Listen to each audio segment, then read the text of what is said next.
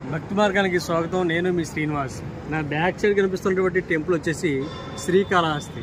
మన ఈ గోపురాలు చూసుకున్నట్లయితే 4 గోపురాలు అయితే కనిపిస్తూ ఉంటాయి. అక్కడ కనిపిస్తున్నటువంటి ఆ గోపురం వచ్చేసి దక్షిణ గోపురం.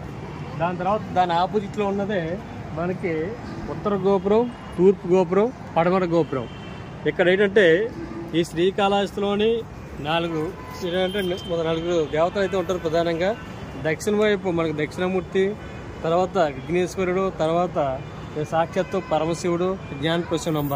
వీళ్ళ నలుగురు కూడా 4 దిక్కుల్ని చూడడం వల్ల ఈ క్షేత్రానికి విశిష్టమైనటువంటి స్థానం వచ్చింది. మనం చూసుకున్నట్లయితే ఇక్కడ ఈ మన కొండపై నుంచి చూసుకుంటే భక్తి కన్నప్ప కనిపిస్తాడు. భక్తి కన్నప్ప టెంపుల్ దగ్గర నుంచి వ్యూ పాయింట్ అయితే మనకి చాలా క్లియర్గా కనిపిస్తుంటుంది. ఇదంతా కూడా శ్రీకాళహస్తిలో ఉన్నటువంటి సాక్షాత్తు పరమశివుడు కొలువైనటువంటి క్షేత్రం. చూసారు కదా ఇదంతానే. దాని పక్కన మనకి ఏంటంటే నది కూడా కనిపించదు.